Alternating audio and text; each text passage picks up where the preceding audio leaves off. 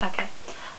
So, updates before I get to the purpose of this video.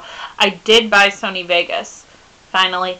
I opened it up and I'm like, oh, this is different, and realizing I really don't know how to work it, but there are tutorials, so I'm not too worried. I wanted to do a list before my review of my top 10 opening theme songs to shows I actually like, to stuff I actually watch, or everything that I actually enjoyed watching. And yeah, so no, Tank or Ava will not be at the top of this like the last one. Like that list was I made that because something I realized is that a lot of anime that I've watched has had like these really awesome openings to shows that for one reason or another I thought were crap, or I didn't think was very good, or I thought were overhyped. So yeah, that was that. And this will be this. And yeah, no Tank, no Ava opening for this one. That will be all stuff I like. Second update, my dog died. And he had to be put down on Monday because he dislocated his hip. And I mean, he was old. I'm sad, but he was 15. Like, I knew it was coming. He's been getting progressively weaker for like 3 years now. And he lived longer than all of his brothers and sisters. So he lived a long life. And so yeah, I'm like, I think of memories that I think might make me sad, but they just make me laugh. Like, how, like, when my mom would fall asleep, he would, bark to wake her up so he could go outside, and that would wake her up, and she'd, like, jump up and be scared. So yeah, like, my dog was funny. He was very funny, not intentionally, of course, but anyway, purpose for this video, Harry Potter and the Deathly Hallows. I wanted to lay out what I think about it. I thought it was really, really good. I thought it was the best one yet, and I'm, yeah, just really, like, could not be happier. And especially since, like, I was obsessed for Harry Potter for, like, the ages of 15 to 18, but I've really, like, that was still, like, 4 years ago, so it's been, like, 4 years since, like, I've really been, like, obsessed with Harry Potter.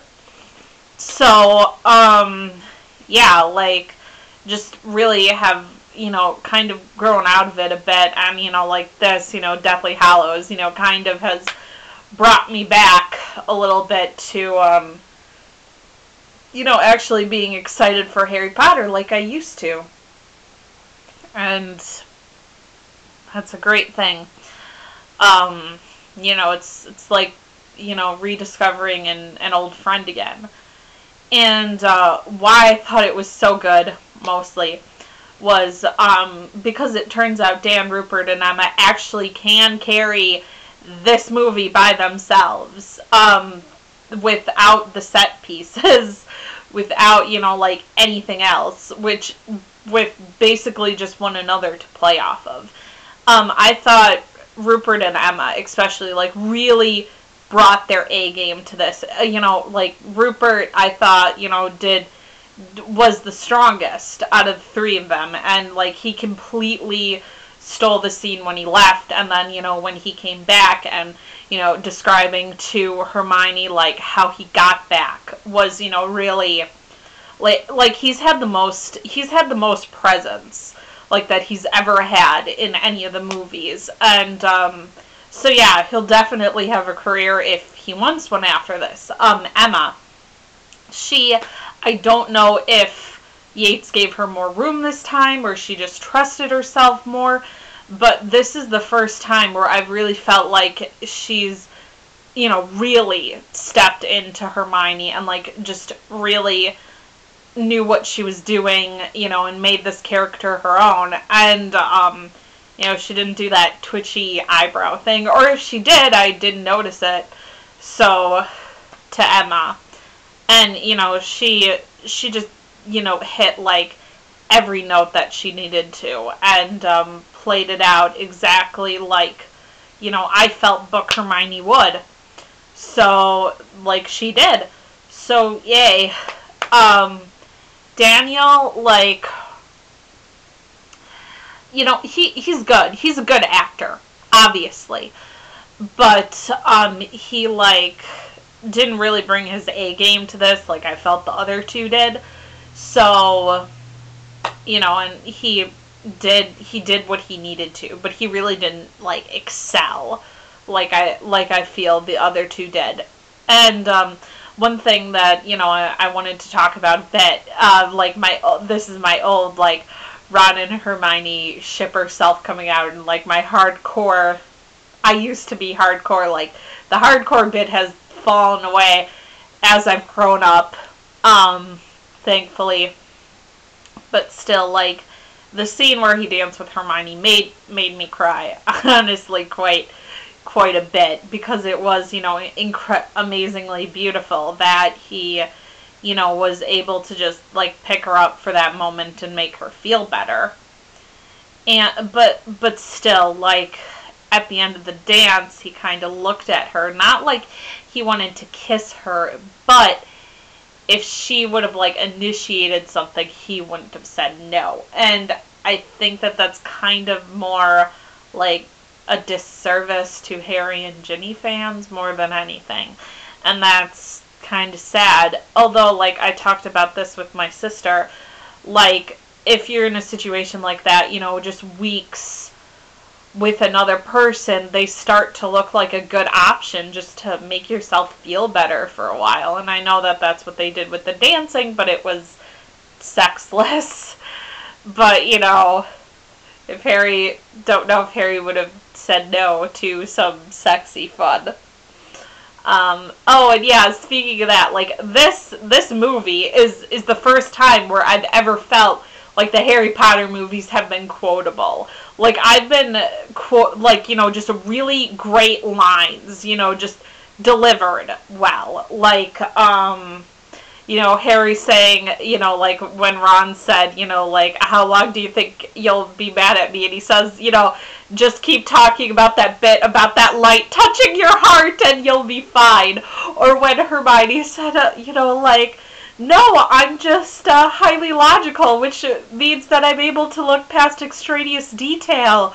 Or where Ron said, you know, the world is mad, you know, we've got a Horcrux to find. So, like, just really, like, just really good lines delivered well. And I think that that's the first time, really, Harry Potter movies have been that way, ever. So, good on Steve Knowles, I guess, or if that was ad-libbed, or if it was a combination of both. And I'm not a giant fan of Steve Knowles and how he's adapted the movies, especially his treatment of Ron has made me like him not that much. But, you know, so I don't know, maybe he, you know, stepped it up for once.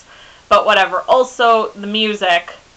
I'm not a giant fan of John Williams. I mean, I personally think that his best days are long behind him, because now when I listen to anything scored by him, to me it all sounds the same at this point. Like when I watched a Star Wars prequel a little while ago, like I think the third one, and I thought, wow, this music sounds exactly like the second Harry Potter movie, which to me was like the least, like the most boring score-wise movie, in my opinion. So yeah, and I really liked the beginning of with the like screechy violins with Voldemort, and the scene, you know, where he kills the Muggle study professor. Like, that was just very wow. And so yeah, and like Ralph Fiennes, like I really love what he's doing with Voldemort, where in the books we kind of get Voldemort's this idea